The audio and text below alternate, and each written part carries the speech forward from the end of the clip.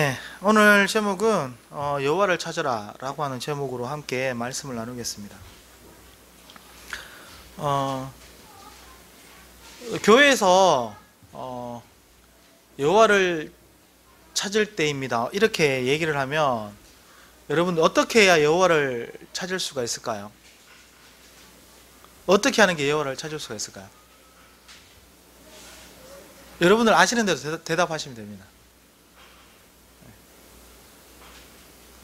어떻게 하면 여호와를 찾을 수가 있을까요? 예, 불러요. 맞습니다. 불러야 찾죠. 네, 어떻게 부릅니까? 주여. 네. 자, 우리 주여 삼창하고. 네. 자, 네. 네, 주여. 네, 여호와를 부릅니다. 그죠? 그러면 여호와를 찾습니까? 네. 네, 편하게 대답하시면 됩니다. 네.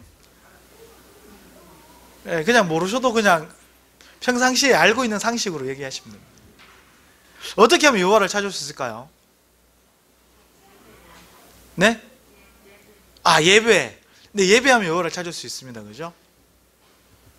또 어떻게 하면 여호와를 찾을 수 있을까요? 찬양? 네, 열심히 찬양하면 여호와를 찾을 수가 있습니다. 네. 또 예, 성경 말씀 읽어야. 예, 맞습니다. 성경 말씀 읽어야 하나님 어떤 분인지 알 수 있죠. 그죠? 네. 자, 또 어떻게 하면 여호와를 찾을 수 있을까요? 근데 아직 제가 원하는 답이 아직 안 나왔습니다. 예? 기도요?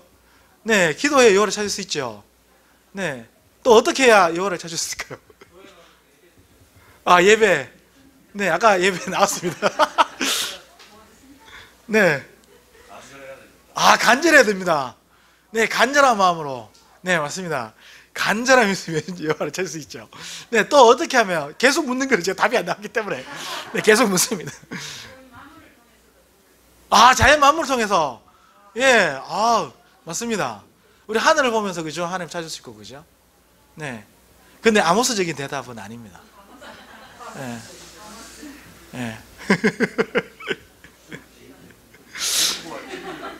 예? 한 번 더 크게. 영과 진리로 예배해야 된다. 네.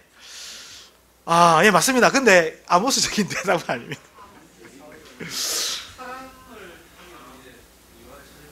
그래요? 우리 요즘 사랑 안 하시나 봐요. 예, 사랑 많이 하셔야 되겠어요. 네. 예? 정의와 공의. 예. 이제 어느 정도 좀 접근하고 있습니다. 그죠? 네네. 맞습니다. 약간 비슷하게 같습니다. 예. 근데 여기에서 얘기하는 정확한 답은, 물론 이제, 요것도 포함이 되지만, 정확한 답은 약간 피해 가셨는데, 이러다가 오늘 시간 다 갈 것 같아서. 자, 이제 본문으로 들어가겠습니다. 자, 아모스, 우리가 오늘 함께 보는 이 아모스서의 배경을 좀 잠깐 설명해 드릴게요. 예언서의 배경을 보려면 가장 첫 장의 첫째 절을 보면 이 아모스가 아니면 이 예언서가 언제 어느 때 쓰여졌는지 그 배경이 대략 나와 있습니다. 그러면 당연히 아모스 어디를 봐야 될까요? 1장 1절 2절 한번 보도록 할게요. 자, 아모스 1장 1절 2절 보도록 하겠습니다. 자, 함께 읽겠습니다. 시작.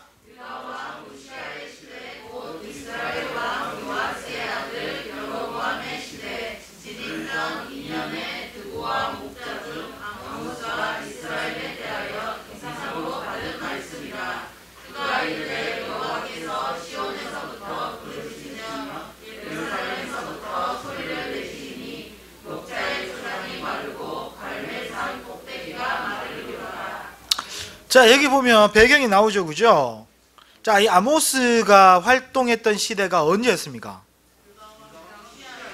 네, 유다왕 우시야고, 그리고 이스라엘 왕 요아스의 아들 여로보암의 시대라고 얘기합니다. 그럼 이제 아모스의 직업도 나와 있습니다. 그죠? 아모스의 직업이 예, 어디서? 예, 드고아에서 목자였습니다. 그죠? 그런데 갑자기 하루아침에 하나님의 말씀을 받아갖고 하나님의 말씀을 전하는 그런 선지자가 되었습니다.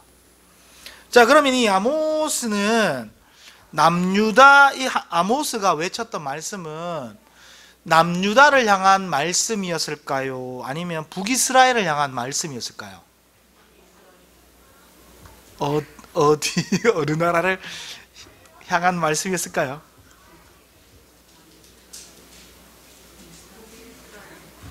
네, 이스라엘 왕 요아스의 아들 여로보암 시대 때.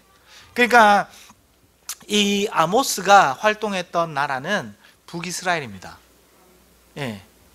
근데 북이스라엘의 요아스의 아들 여로보암이 통치했던 시기에 동시대에 남왕국의 왕이 누구였다라고 얘기하죠? 우시야. 예. 우시야가 남왕국에서 활동했을 때 요아스의 아들 여로보암이 활동했던 그 같은 연대였습니다. 자, 그러면 구약에 보면 여로보암이 2명 나오거든요. 여로보암 1세, 여로보암 2세가 나오는데 그냥 성경에는 여로보암 1세, 2세 이렇게 구별되어 있지 않습니다. 그냥 여로보암으로 나와 있는데, 자, 문제 내겠습니다. 여기에 나와 있는 여로보암은 1세일까요? 2세일까요? 어떻게 하셨습니까? 네, 시기로 봤을 때 여로보암 1세는 남왕국과 북이스라엘이 갈라졌을 때 북이스라엘을 개국했던 사람이었죠. 그죠? 그 남유다의 그 로보암의 폭정 때문에 남왕국과 북왕국이 갈라지지 않습니까? 그 로보암이 솔로몬의 아들이었죠. 그죠? 솔로몬의 아들이었는데 우리는 솔로몬 하면 어떤 왕으로 알고 있습니까? 지혜의 왕이고, 그죠? 엄청나게 훌륭한 왕으로 알고 있지 않습니까? 근데 초반에는 그랬습니다. 근데 후반에는 하나님을 제대로 섬기지 않고요, 심지어 나라를 거의 말아먹다시피 한 그런 왕으로 점점 바뀌기 시작했습니다. 근데 우리는 이 솔로몬이라고 이야기하면 지혜로운 왕으로만 기억하고 있죠. 그죠? 근데 솔로몬이 그러니까 여러 나라와 이제 교역을 하면서 다른 나라의 여인들을 데리고 오죠. 그죠? 그러다 보니까 그 이스라엘에, 이때까지는 아직 나라가 갈라지기 전이었으니까 이스라엘의 종교가 점점 혼합 종교로 가기 시작했습니다. 산당에다가 그 하이플레이스라고 해서 성전 말고 다른 곳에서 성전을 짓고 다른 그 이방 여인들이 솔로몬에게 시집온 이방 여인들이 거기에서 자기 신을 섬기는 것을 그냥 무언으로 그냥 용인해 줍니다. 그래서 솔로몬이 죽죠. 그리고 솔로몬이 죽고 난 이후에 물론 이제 솔로몬 시대 때 그 나라의 재정도 완전 파탄 지경에 이르거든요. 그 다른 나라에서 데리고 온 후궁과 그 빈을 먹여 살리기 위해서 그들의 만족을 충족시키기 위해서 그 국가의 재정을 엄청나게 낭비시킵니다. 그리고 난 이후에 로보암이 왕이 되거든요. 로보암이 왕이 되고 난 이후에 이 로보암이 어떻게 정책을 하냐면은 자기 출신인 유다 지파에는 세금을 면해 줍니다. 자기 지파 유대 지파에는 세금을 안 받아요. 근데 다른 지파에게는 엄청나게 세금을 때려버립니다. 다른 지파가 억울하겠습니까? 억울 안 하겠습니까? 억울하죠. 그죠? 지금도 그런 상황이 일어나죠. 그죠? 여러분 가스비 많이 오르셨죠? 네, 저희도 지금 가스비 거의 배 가까이 올랐는데 진짜 뭐 전기세도 또 오른다 하고 가스비 또 오른다 그러죠. 저희 이제 이번 주 되면 또 이제 가스비 통지서 날라올 텐데 지금 겁납니다. 또 얼마나 올랐는지. 그런데 정작 산업용 가스는 내려버렸죠. 서민들 가스비 올리고 산업용 가스비 내려버리고 도대체 서민들 어떻게 살아야 될지 모르겠습니다. 그죠? 이처럼 지금도 보면 상위 몇 프로의 어떤 그런 초부자 감세, 그들은 감세해 주면서 서민들은 오히려 더 많은 세금을 내야 되는 그런 상황에 지금 놓여져 있지 않습니까? 어떻게 보면 지금 이 르호보암 시대도 똑같습니다. 르호보암이 왕이었으니까 그 왕의 출신의 지파에게는 세금을 면해주고요, 다른 지파에게는 그 이상의 세금을 받아버립니다. 그러니까 다른 지파들이 그것에 대한 불만을 참다가 이제 여로보암이 그 다른 이제 11지파의 대표로 해서 르호보암과 대면해서 얘기를 하죠. 우리에게 그렇게 하지 마라, 좀 공평하게 해달라 라고 얘기하니까 르호보암이 그 얘기를 안 듣고 예전보다 더 강하게 폭정을 합니다. 그래서 결국은 나라가 갈라지죠. 그래서 나라가 갈라져서 남유다와 북이스라엘이 갈라집니다. 그래서 북이스라엘이 갈라졌을 때에 초대 그 북이스라엘의 개국이 누구였냐면 여로보암이었거든요. 자, 그런데 열왕기서를 보게 되어지면 이 여로보암에 대해서 상당히 부정적으로 평가하고 있습니다. 그래서 그 북왕국의 왕들을 평가할 때 항상 따라오는 꼬리표가 있습니다. 느밧의 아들 여로보암의 죄를 범하였더라. 이 꼬리표가 늘 따라오거든요. 왜 그랬느냐면은 이 열왕기서는 신명기적인 관점에서 쓰여졌던 그 책이었기 때문에 신명기에서 가장 강조하는 게 뭐냐면은 중앙성소거든요. 너희가 어디 있든지, 어디에 흩어져 있든지, 어디에서 무엇을 하며 살든지 다 좋은데 딱 한 가지, 중앙성소 지켜라.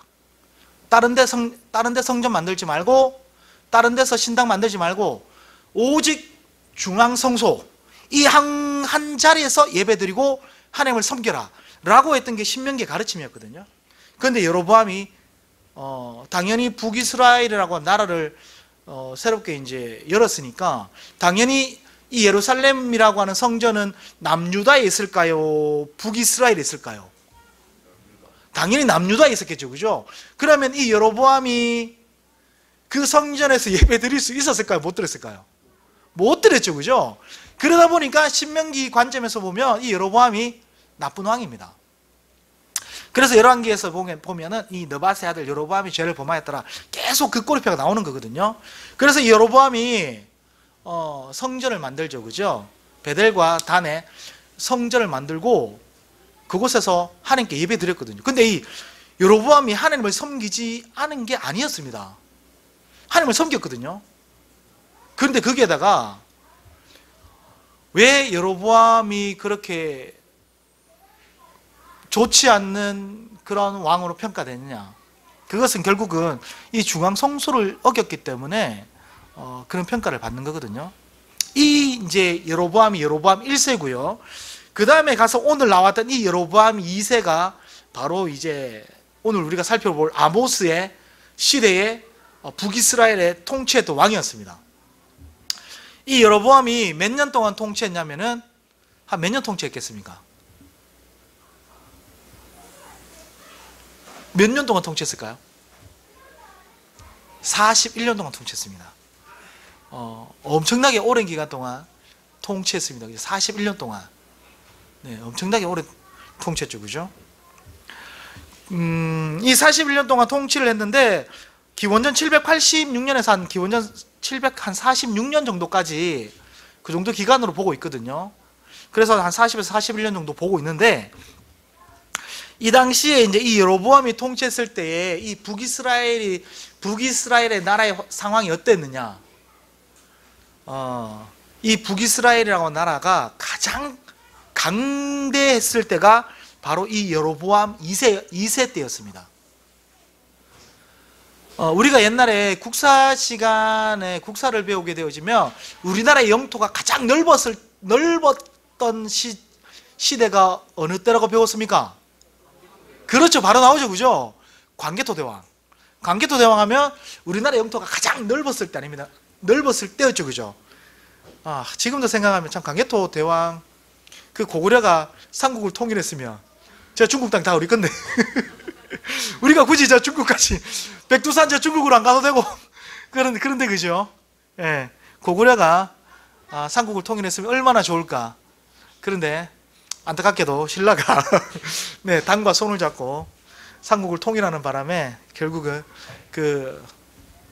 안타까운 영토를 결국은 중국에 다 뺏기고, 물론 고구려도 나라가 썩을 만큼 썩어갖고 멸망할 수밖에 없었던 그런 상황으로 치달았던 부분들을 우리는 보게 되어집니다. 이처럼 우리나라의 가장 영토가 넓었던 시대, 광개토 대왕 딱 나오듯이 이 북이스라엘도 가장 영토가 넓었고 가장 강대했던 시기가 언제였나 라고 이야기하면 바로 여로보암 2세라고 딱 나옵니다.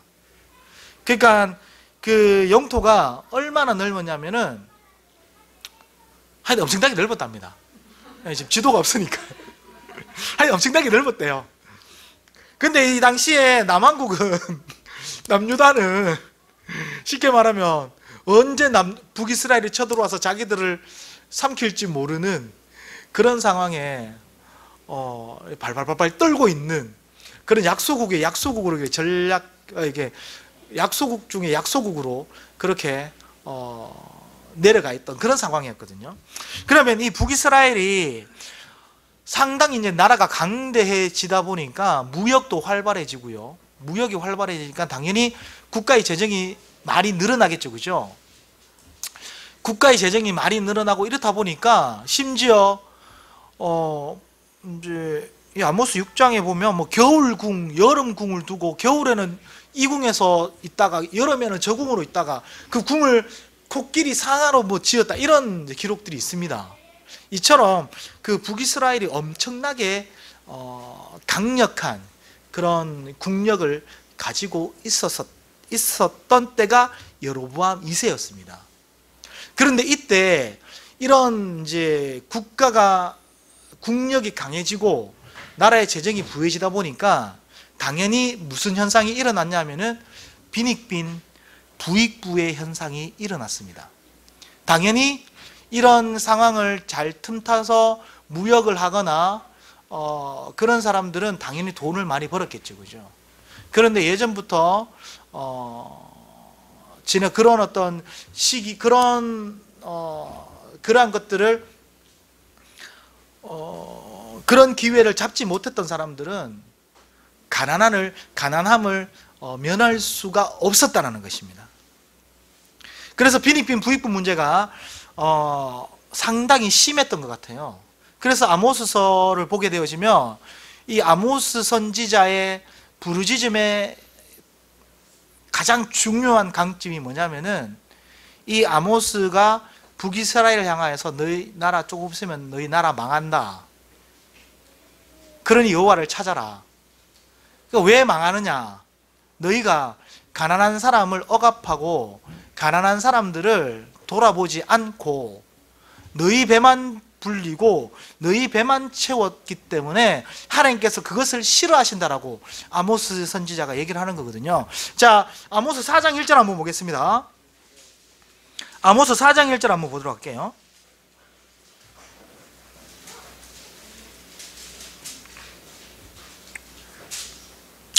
네, 4장 1절 폈습니까? 네, 함께 읽겠습니다. 시작.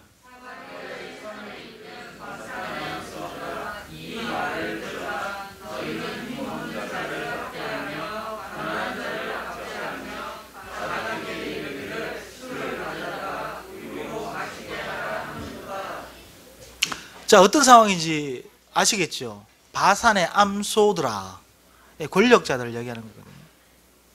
힘없는 자를 억압하고 가난한 자들을 힘들게 만드는 그런 상황이 아모스 선지서에 계속해서 나오고 있다라는 거죠. 근데 하나님의 말씀에, 하나님의 신명기의 말씀에 보면 신명기에서 가르치는 중요한 4가지의 포인트가 있습니다. 그게 뭐냐면은 아까 한 가지는 제가 말씀드렸죠. 뭐 있습니까?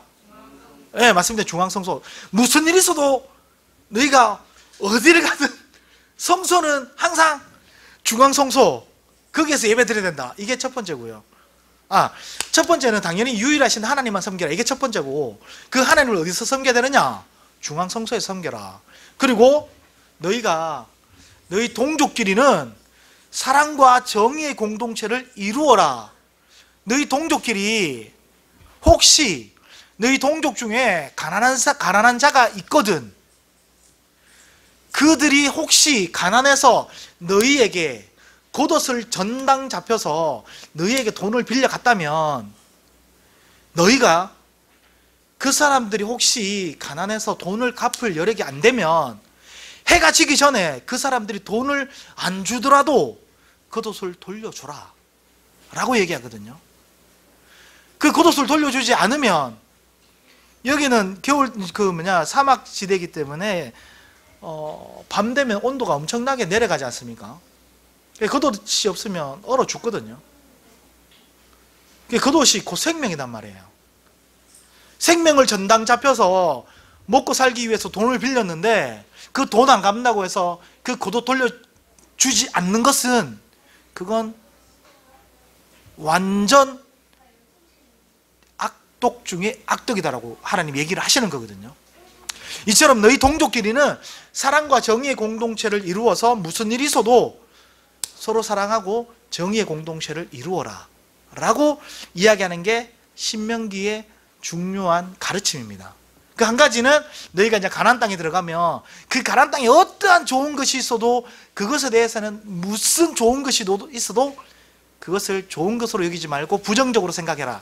이게 신명기 가르침의 중요한 핵심의 4가지입니다. 이 신명기의 4가지 핵심을 가지고 열왕기서를 저술해 나간 거고요. 그러다 보니까 이 북이스라엘의 왕들이 바로 하나님 보시기에 죄악을 범하는 왕으로 평가되어지는 이유가 바로 이러한 이유에 있었습니다. 신명기 말씀을 어겼기 때문에. 이 아모스서에도 나오는 이 권력자들이 당연히, 이 여로보암도 당연히 가난한 자들을 억압하고 가난한 자들을, 힘없는 자들을 포악하는 그러한 왕이었다라는 겁니다. 그래서 아모스가 계속해서 이 말씀을 하고 있다라는 거죠. 자, 그래서 오늘 5장으로 이제 넘어가겠습니다. 자, 5장으로 넘어가면 이제 5장에서 아모스가 이렇게 얘기합니다. 이 북이스라엘의 여로보암과 권력자들과 이 북이스라엘을 향해서 아모스가 이렇게 얘기합니다. 5장 4절 보도록 하겠습니다. 5장 4절 같이 읽겠습니다. 시작.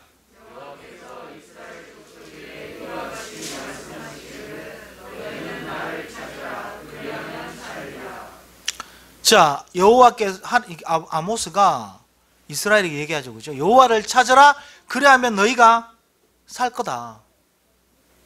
자, 여호와를 찾아라, 그럼 너희가 산다 라고 얘기를 하고 있거든요. 자, 제가 처음에 초반부 이렇게 말씀드렸죠. 어떻게 해야 여호와를 찾는 것입니까? 라고 여러분들에게 말씀을 드렸습니다. 자, 그런데 여러분들 아까 예배도 나왔고요, 찬양도 나왔고요, 기도도 나왔고요, 이런 우리가 흔히 교회에 나와서 하고 있는 많은 부분들을 이야기를 했습니다. 근데 제가 아모스적인 대답은 아니다라고 제가 말씀을 드렸죠, 그죠? 제가 왜 그렇게 말씀을 드렸냐면은, 아모스서에서도 당연히 이 나라가 부강해지고 나라의 국력이 강해지고 부강해지다 보니까 이 모든 것을 다 이 모든 것이 다 이 모든 결과가 누구로부터 왔느냐라고 이들이 생각했냐면은 하나님께로부터 왔다라고 얘기를 했거든요. 그러면 당연히 하나님께서 이 많은 축복을 주시고 이 많은 국가의 재정을 주셨으니까 당연히 이 아모스 시대에 이 여로보암 왕뿐만 아니라 여기에 있는 많은 사람들이 하나님께 예배를 많이 드렸겠습니까? 안 드렸겠습니까? 예배 많이 드렸을까요? 안 드렸을까요? 당연히 예배 많이 드렸겠죠. 왜?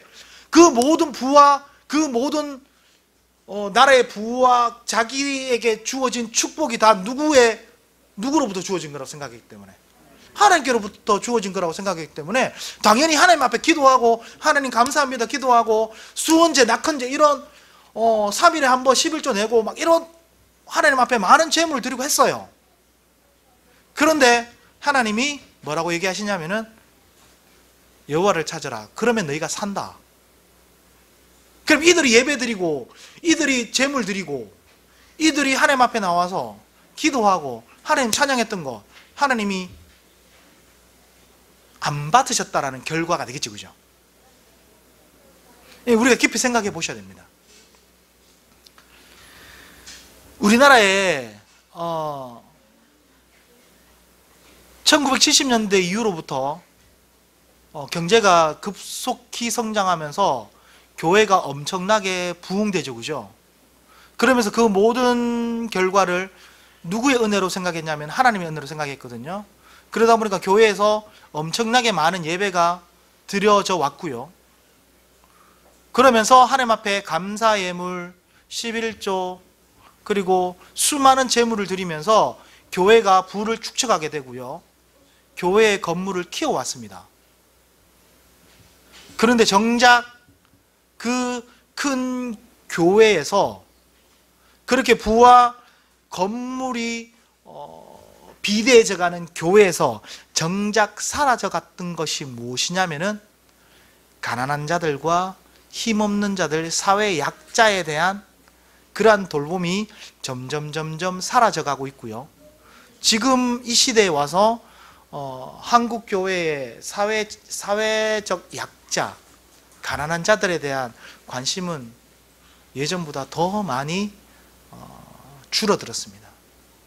물론 교회에서 운영하는 사회복지재단들이 많고 많은데 문제는 교회 안에서 예배드리는 그 성도들의 가치관에서 사회적 약자나 가난한 자들에 대한 관심이 상당히 많이 줄어들었다는 거죠.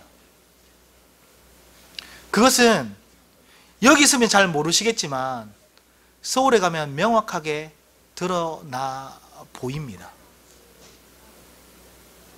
교회 다니는 성도들이 더 부동산에 민감하고요. 내가 산 땅이 부동산이 가격이 내리지 않습니까? 그러면 엄청나게 심각해지고요. 부동산의 가격이 올라가지 않습니까? 엄청나게 좋아갖고 하나님 앞에 감사헌금 드리고요. 부동산의 가격이 오르면 오를수록 가난한 사람들이 집을 구하기는 더 힘들어지죠. 그거 생각 안 한다는 겁니다. 그거 생각 안 하고 교회 다니는 사람들 자기들 배 부르기에만 급급한 것이 지금의 교인들의 모습입니다. 그래서 아모스서에 야, 이 배부른 바산의 암소들아 라고 이야기했던 아모스서의 그 외침이 지금 이 시대의 교회 안에서 예배드리는 성도들에게도 동일하게 아모스가 외치고 있다라는 거죠. 자기들의 배를 채우기 위해서 가난한 자들이 집이 없어서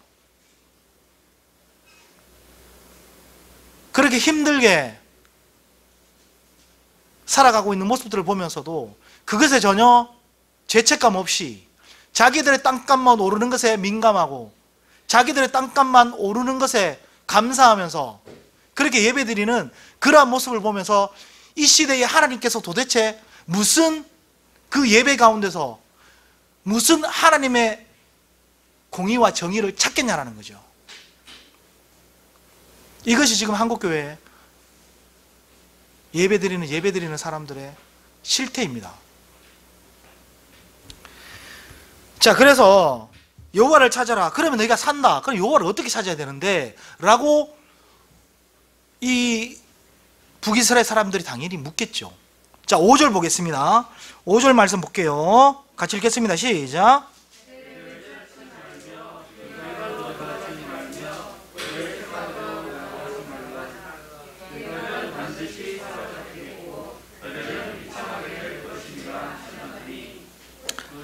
자, 여기서 보면 베델, 길갈, 브엘세바에 나오거든요. 이곳이 어디냐면은 쉽게 말하면 북이스라엘의 성지와도 같은 곳입니다. 주로 예배 행위가 가장 많이 행해졌던 지역이 베델, 길갈, 브엘세바입니다.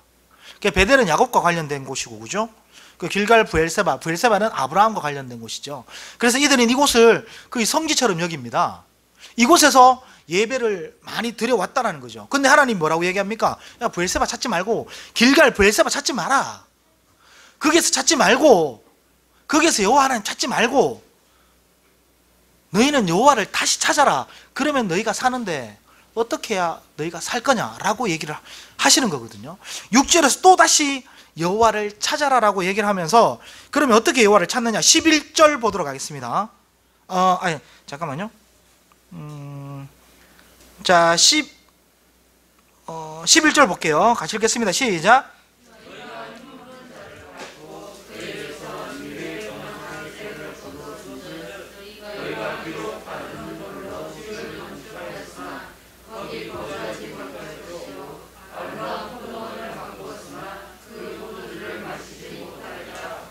자, 지금 이게 아모스서에서 나와 있는 그 당시에 예배하는, 그 당시에 하나님의 은혜라고 예배하면서 하나님의 축복이 우리에게 주어졌습니다라고 고백하는 사람들의 지금 삶의 그 삶의 모습이라는 거죠.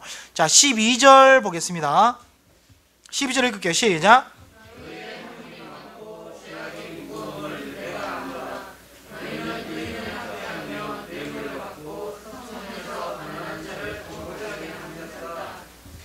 자, 너희가 뇌물을 받고 성문에서 가난한 자들을 억압하고 있다. 성문이라고 얘기하는 것은 이 당시 광장입니다. 그러니까 성전으로 들어가기 전, 예배에 들어가기 전, 다시 말하면 예배하러 들어가기 전에 가난한 자들을 억압하고 성전으로 들어가서 예배 드리고 있다는 거죠.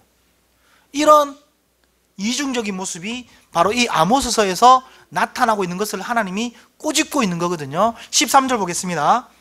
읽을게요. 시작.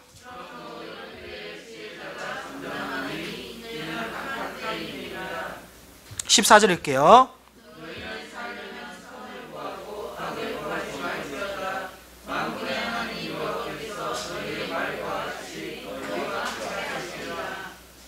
자, 14절에 너희가 살려면 뭐를 구해라라고 얘기합니까? 선을 구해라고 얘기합니다. 제가 여러분들에게 아까 요구했던 게 이 대답이었습니다. 제 얘기가 아니고요, 아모스서에 나오는 말씀입니다. 너희가 살려면 뭐를 구해라? 선을 구해라라고 얘기합니다. 너희가 살려면 예배 많이 드려라. 너희가 살려면 기도 많이 해라. 너희가 살려면 찬양 많이 해라. 너희가 살려면 헌금 많이 해라. 이거 아니었습니다. 너희가 살려면 선을 행해라. 근데 우리 한국교회 어떻게 보면 이 선을 행해라라고 하는 이 말씀에 상당히 많이 이 말씀에 대해서 상당히 좀 잘못 오해하고 있는 것 같습니다. 선을 행해야 구원받는다라고 하는 이것과 연관시켜서 선을 행해야 구원받는다. 아니야, 선을 행하는 게 구원받는 게 아니고 믿음으로 구원받는 거야 라고 하는 이 교리가 우리 가운데 너무나 많이 들어와 있기 때문에, 우리가 믿음으로 구원받기 때문에 뭐 굳이 뭐 선을 안 행해도 돼, 이런 생각들이 그리스도인들에게 너무나 많이 팽배해져 있다는 거죠. 근데 여러분, 지금 대한민국에서 기독교인들이 욕 많이 얻어먹는 거 아시죠? 그죠? 여러분, 기독교인들 왜 욕 얻어먹습니까? 제가 한번 물어볼게요. 너무너무 착하게 살아서 욕 얻어먹습니까? 아니면 지금만 생각하고 이기적으로 살아서 욕 얻어먹습니까? 답 나오죠? 그죠? 우리는 옛날부터 믿음으로 구원에 이른다라고 하는 그 교리에 너무나 많이 매몰되어져 있어갖고, 하나님 믿으면 기본적으로 지켜야 되는 선행에 도달하기가 너무나 많이 힘들어졌다는 겁니다. 그래서 교회가 욕 얻어먹는 것이, 야, 저 교회는 너무너무 착하고 진짜 완전 바보같이 자기 거 다 내어주고 완전 저 바보다, 바보. 그래서 욕 얻어먹는 교회 대한민국에 있습니까? 하늘나무 교회. 할렐루야. 박수 한번 쳐줄게요. 으아! 네. 이 하늘나무 교회처럼 돼야 됩니다. 네. 교회가 욕 얻어먹는 거는요, 너무너무 착하고 너무너무 착하게 살아서 욕 얻어먹는 게 아니라는 거죠. 왜? 지금만 생각하고 나만 최고다라고 생각하고 여러분 간증하시는 거 많이 듣죠, 그죠? 제가 간증 보면서 제일 화나는 게, 하나님께서 나에게 환상을 주셨는데 저기 어디에 땅을 사라고 얘기하셨는데, 제가 그 땅을 샀는데 평당 1,000원에 샀는데 하나님의 은혜로 그 땅이 평당 100만 원이 되었습니다. 이 모든 게 하나님의 은혜입니다. 할렐루야 아멘 하시죠, 그죠? 이게 할렐루야 아멘 할 내용입니까? 이 부동산 투기 아닙니까, 그죠? 하나님이 부동산 투기꾼도 아니고, 그죠? 이런 간증에 우리는 아멘하고, 와, 나는 언제 저래야 되지? 막 이렇게 막 갈망하는 거죠. 하나님이 원하시는 게 그런 게 아니지 않습니까? 하나님이 원하는 축복이 그런 게 아니지 않습니까? 그런데 언제부터인가 대한민국의 교회는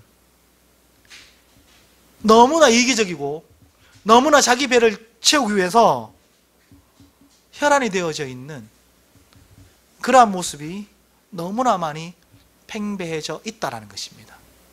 내 배가 부르면 부를수록 내 주변에 있는 가난한 사람들이 더 가난해지고 더 힘들어져가는 그 사회 구조의 그 악에 대해서는 전혀 생각하지 않고 그냥 자기 배만 부르면 된다라고. 심지어 서울의 어떤 교회는 그 교회를 건축하기 위해서 그 지역에 모든 지역민들이 공적으로 다니는 지하차도를 그 공무원과 매수해갖고 그 지하차도를 교회 건물로 영입시켜버렸죠. 그래서 법정에서 재판에서 그거 다시 돌려줘라, 건물 허물어라 라고 얘기했는데 아직 안 허물고 있지 않습니까? 교회가 그렇게 하고 있다는 거죠. 그 지역의 모든 사람들이 이용하는 그런 지하차도를 자기들 교인들 편하려고 그 구청 공무원들과 사바사바 해갖고 그걸 교회 재산으로 편입시켜갖고 그걸 교회 건물로 그냥 지어버리는데, 그게 도대체 교회가 할 짓입니까? 그게, 그죠? 그런 일들이 지금 한국 교회에 일어나고 있다는 겁니다. 그런 바산의 암소들이 가난한 자들을 억압하고 있는 게 지금의 교회라는 거죠.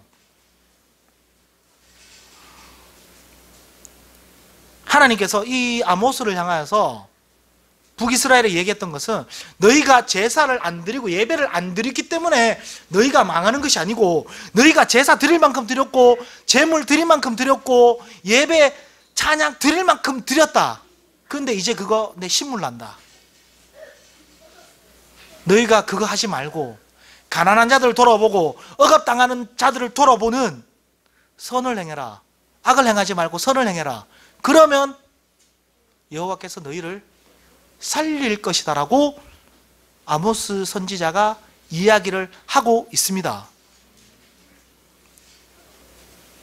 지금 이 시대의 교회가 뼈저리게 새겨야 할 하나님의 말씀입니다. 제발 한국 교회가 너무너무 착하고 너무너무 선을 많이 행해서 일반 사회 사람들에게 요거도 먹는 교회가 좀 되었으면 좋겠습니다. 제발 그런 교회가 좀 되었으면 좋겠습니다. 우리 모두가 그런 교회가 되도록 노력합시다. 자, 그러면서 자, 이제 14절 15절 보겠습니다. 14절 15절입니다. 같이 읽을게요. 시작.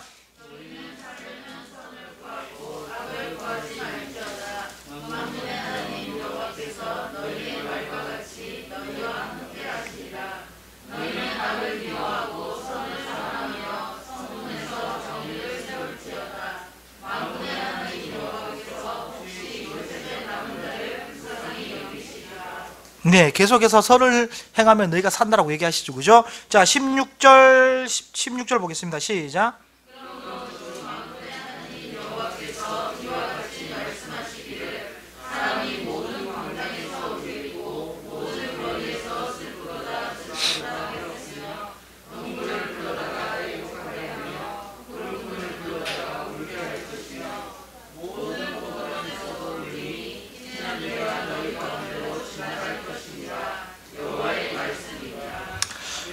네, 계속해서 이 말씀이 하나님께서 그 아모스 선지자를 통해서 계속 나오고 있다라는 거죠. 그러면서 이제 우리가 오늘 읽었던 21절, 22절, 23절, 24절 말씀에 이렇게 얘기합니다.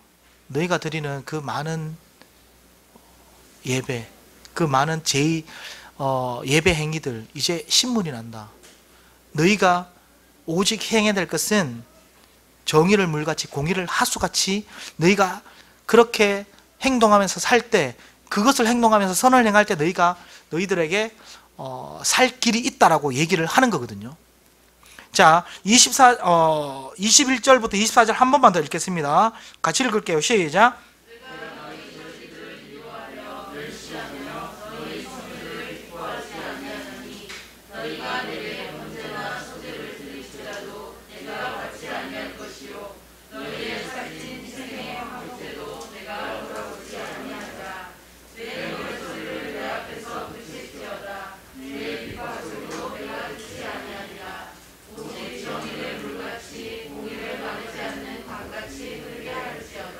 아멘.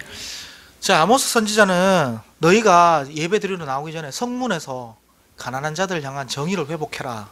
그들에게 선을 행해라. 그러고 난 뒤에 그렇게 하고 난 이후에 와서 성전에서 예배 드려라 라고 얘기를 하는 거거든요. 예배 자체가 필요 없다라고 얘기하는 게 아니고요.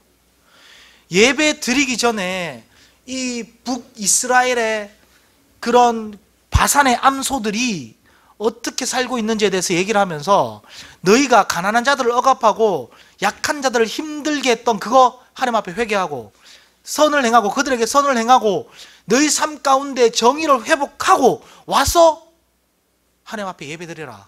그러면 하나님께서 그 예배를 받으신다라고 얘기를 하는 거거든요. 이 예배 자체가 필요 없다라고 얘기하는 게 절대로 아닙니다. 우리에게 있어서 예배라고 하는 것은 예배가 없어서는 안 되죠, 그죠? 예배가 필요 없다라는 말이 아니라 예배하러 나오기 전에 우리가 어떤 마음 상태, 우리가 삶 가운데 어떤 삶의 상황에서 살다가 예배하러 나와야 되는지에 대해서 아모스 선지자는 얘기를 하고 있다라는 거죠. 그래서 너희가 성문 앞에서 정의를 회복하고 그 가난한 사람들과 만나는 그곳에서 일상의 정의를 회복하고 나와서 예배 드려라 라고 얘기를 하는 거거든요. 그러면서 공의와 정의가 물같이 하수같이 흐르도록 그렇게 살아라라고 얘기를 하는 겁니다. 성경에 보면 공의, 정의, 그 좀 어려운 말이지 않습니까? 공의가 무슨 뜻일까요? 공의. 성경에 많이 나오는데 공의. 정확하게 이게 무슨 뜻이다 딱 감이 안 오시죠, 그죠? 공의. 쉽게 설명해 드리겠습니다. 공의. 히브리 말로는 체데카 그런 단어로 쓰고 있는데요. 올바른 관계입니다. 올바른 관계. 쉽게 이해되시죠? 올바른 관계. 이것은 하나님과 우리 사이의 올바른 관계를 얘기하는 거고요. 더 나가서 사람과 사람 사이의 올바른 관계. 더 나가서 사람과 하나님이 지으신 피조물과의 올바른 관계. 이게 모든 것이 다 하나님의 공의 안에 들어가 있다는 겁니다. 하나님의 공의. 그러면 우리가 하나님 앞에 예배할 때 우리가 하나님과 올바른 관계를 맺고 있을 때 하나님은 우리를 향하여서 야, 너 의롭다라고 그렇게 우리를 의롭다라고 얘기해 주시는 거거든요. 아브라함이 하나님을 믿으니 그를 의롭다라고 여겨 주셨던 것처럼 아브라함과 하나님의 관계가 올바른 관계가 되었을 때 아브라함을 향하여서 의롭다라고 얘기해 주신 거거든요. 우리가 이 예배를 통해서 하나님과 올바른 관계를 맺을 때 하나님은 우리를 향하여서 야, 너 공의롭다, 의롭다라고 얘기를 해 주시는 겁니다. 더 나가서 우리가 우리 주변에 있는 이웃들과 내 이웃을 내 몸과 같이 사랑했을 때 야, 너 이웃들과 올바른 관계 맺고 있네. 내 이웃을 내 몸과 같이 사랑해라라고 했던 그 하나님의 말씀을 잘 지키고 있네. 그래, 너 공의롭다, 의롭다 라고 하나님이 얘기해 주는 거예요. 더 나가서 하나님이 지으신 이 자연 피조물을 보면서 이 자연 피조물이 파괴되어지는 걸 보면서 야, 내가 지금까지 하루에 10번 샴푸했는데 이제는 샴푸 좀 아끼고 하나님이 지으신 이 물 좀 아끼고 하나님이 지으신 이 자연을 내가 좀 아껴야 되겠다. 쓰레기도 많이 안 쓰고 플라스틱도 많이 안 쓰고 하나님이 지으신 이 자연을 좀 아껴야 되겠다 라고 우리가 그렇게 삶을 실천할 때 하나님이 뭐라고 얘기하겠습니까? 야, 너 의롭다. 내가 지은 이 자연 만물과의 올바른 관계를 맺으려고 힘쓰는 너의 모습이 의롭다라고 하나님이 그렇게 우리들 향하여서 의롭다라고 얘기해 주는 거거든요. 그게 공의입니다. 공의 이해되셨죠? 어렵지 않죠, 그죠? 성경에서 나오는 공의. 근데 이 공의가 정의와 항상 같이 나옵니다. 이 정의라고 하는 것은 미슈파트라고 하는 히브리 단어를 쓰고 있는데요, 이 정의 안에는 여러 단어가 포함이 되어 있습니다. 첫 번째 재판, 두 번째 판결, 세 번째 구원, 네 번째 심판이라고 하는 이 네 가지의 의미가 함께 이 정의 미슈파트라고 하는 이 단어 속에 포함이 되어져 있습니다. 그러면서 이 정의와 공의가 함께 많이 쓰여질 때가 있거든요. 특히 이제 재판이나 이런 걸 할 때 공의로운 재판, 의로운 재판, 정의로운 재판, 이렇게 재판에 대해서 이야기할 때 공의와 정의가 같이 함께 사용되어집니다. 근데 이 정의에서는 재판, 판결, 그리고 심판, 구원, 요렇게 쓰여진 게 이 정의입니다. 자, 그러면 이 공의와 재판이, 공의와 정의가 어떻게 같이 연관되어지느냐? 여러분, 이 공의라고 하는 것은 올바른 관계거든요. 다시 말하면 마음을 같이 나누는 게 사람과 사람 사이에 하나님이 정해주신 공의입니다. 다시 말하면 우리가 주일날 교회에 나와서 그냥 예배만 딱 드리고 나가는 게 아니지 않습니까? 그죠? 교회 나오면 지난주에 봤던 성도님들 얼굴 한번 보고, 지난주에 왔던 성도님들의 얼굴이 좀 밝았는데 이번 주 오면 좀 얼굴이 좀 얼굴에 좀 이게 좀 그늘져 있고 이러면 묻지 않습니까? 아, 집사님 오늘 지난주 무슨 일이 있었습니까? 그러면 얘기하죠. 지난주에 남편하고 싸워갖고 남편이 말도 안 듣고 남편이 고집만 부리고 속을 그렇게 새기네. 아유, 집사님 내 남편도 그런데 뭐 이러면서 같이 마음을 나누지 않습니까? 그게 그 모습을 보면서 하나님 뭐라고 얘기하겠습니까? 야, 너 참 의롭다 라고 얘기하는 거거든요. 마음을 함께 나눌 때 그게 의로운 거거든요. 그러면 이 마음을 함께 마음을 나누는 게 의로운 건데, 여러분, 누군가가 만약에 내 주위에서 억울한 일을 당했단 말이에요. 제가 예전에 초등학교 때 어떤 가게에서 물건을 사러 갔는데 제가 물건을 안 훔쳤거든요. 근데 그 주인 아주머니가 저보고 물건 훔쳤대요. 그래서 저를 데리고 저희 어머니에게 가서 얘가 물건을 훔쳤다라고 얘기를 했습니다. 그래서 저는 안 훔쳤거든요. 그냥 억울해 죽는 줄 알았습니다. 진짜 억울해 죽는 줄 알았습니다. 여러분, 살다 보면 그런 억울함들이 있죠, 그죠? 그죠? 그런 억울함들이 있거든요. 그런 억울함들이 우리 가운데 일어났을 때 우리가 어떻게 되겠습니까? 네 억울하지? 그래. 아유, 그래, 억울하면 왜하노? 같이 울어주고 같이 마음 아파해 주는 게 그게 뭡니까? 그게 뭡니까? 공의입니다. 같이 함께 마음 나누고 울어주고 내 이웃을 내 몸과 같이 사랑하면서 함께 그 억울함에 대하여서 울어주고 가슴 아파해 주는 게 그게 공의라는 거죠.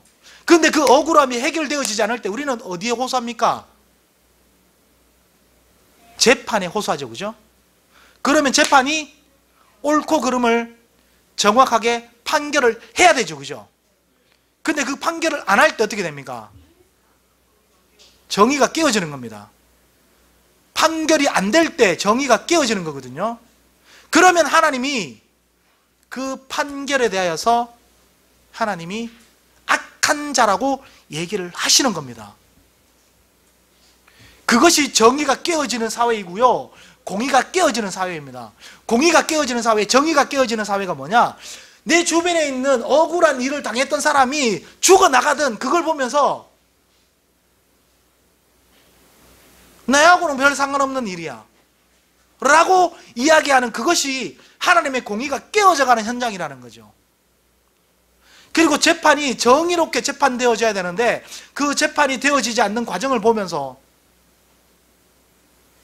하나님의 정의가 깨어져 가는 것을 우리 그리스도인들이 그것을 인지해야 된다는 겁니다. 50억 받아먹은 사람은 무죄고 800원 때문에 기소된 버스 기사는 유죄고, 이게 도대체 올바른 재판입니까? 그죠? 얼마 전에 일어났던 재판의 결과입니다. 예전에 어떤 버스 운전사가 그 버스 운전하다가 커피가 마시고 싶어서 800원을 그 버스 운전 하면 요금 있지 않습니까? 그죠? 거기서 800원 해서 커피 한 잔 사 먹으면 그거 버스 회사가 어딘가에 거기서 기소해갖고요. 그 버스 운전기사 유죄 받았습니다. 800원 때문에요. 그런데 얼마 전에 50억 해먹은, 심지어 녹취록에서도 50억 해먹었다라고 그렇게 아들에게 아들을 통해서 뇌물 줘라, 돈 줘라라고 그렇게 음성 파일까지 나왔음에도 불구하고 무죄 나오지 않습니까? 이게 무슨 나라입니까? 그죠? 이게 무슨 정의로운 재판이고 이게 무슨 정의로운 사법의 판단입니까? 그죠?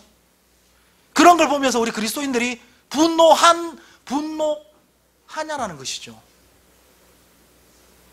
그냥 정치적인, 그냥 내가 속해 있는 정치적인 성향에 따라서 저것이 옳다 그르다 이런 판단을 하지, 그것이 정말 하나님의 말씀으로 봤을 때 정말 저것이 옳으냐 옳지 않냐라고 우리가 그렇게 판단하냐라는 것입니다. 정말 그리스도인이라면 정치적 성향을 떠나서 이 땅에서 행해지는 정의롭지 못한 일에 그리스도인들이 분노할 수 있는 그리스도인들이 되었으면 좋겠습니다. 아닌 건 아니다라고 얘기할 수 있었으면 좋겠습니다. 그리고 우리 주변의 이웃들이 억울한 일을 당해서 가슴 아파하고 울며 불며 애통할 때 함께 울어주고 함께 눈물 흘려줄 수 있는 그런 그리스도인이 되었으면 좋겠습니다. 제가 예전에요, 세월호 터졌을 때 집사람하고 세월호 한국까지 갔었습니다. 저 정치적 성향 때문에 그런 게 아니고요. 도대체 왜 충분히 구할 수 있었던 그 수많은 아이들을 왜 배에서 구하지 않고 저 수장시켰을까 도저히 궁금해서 가봤습니다. 제가 찾아가 봤습니다. 그리고 서울의 광화문에 그 유족들이 있는 곳에 가봤습니다. 가슴이 미어졌습니다. 제 딸이 2명 있거든요. 만약에 제 딸이 배 타고 수학여행 가다가 만약에 그런 일을 당했다, 어떤 부모가 그것 보면서 억울해하지 않는 부모가 있겠냐라는 거죠. 그걸 보면서 언론에서는 시체파리다고 이야기하고요, 그것 때문에 제발 우리 억울함 풀어달라고 그 광화문에서 단식하고 있는 사람들에게 그 옆에서 피자 먹으면서 그 사람들을 농간하는 모습들을 봤을 때 그게 도대체 하나님의 공의, 하나님의 정의가 도대체 어디에서 살아 역사하냐라는 것이죠. 그걸 보면서 얼마나 기독교인들이 분노하고, 그걸 보면서 얼마나 기독교인들이 가슴 아파하고, 정치적 성향을 떠나서 내 생태 같은 아이가 하루아침에 죽었는데 그 원인도 제대로 나오지 않고 얼마나 수상한 게 많습니까? 심지어 이태원, 지금 12구 이태원 거기는 또 어떻습니까? 그죠? 왜 그걸 숨기려고 하고, 왜 명단도 내놓지 않고. 제가 만약에 부모였으면 저는 아마 막 눈 뒤집어졌을 겁니다. 그런데 그걸 보면서 가슴 아파하지 않고 함께 울음을 나눠주지 않는다, 그러면 그 사람들을 향하여서 하나님께서 아모스 선지자가 얘기하는 그 말씀을 동일하게 이 시대에 우리들에게 주실 거라는 거죠. 바산의 암소들아, 힘없는 자들을 억압하고 가난한 자들을 억압하면서 하나님의 공의와 하나님의 정의를 잃어버린 이 세대들아 라고 하나님께서 우리들을 향하여서 그렇게 이야기하실 거라는 거죠.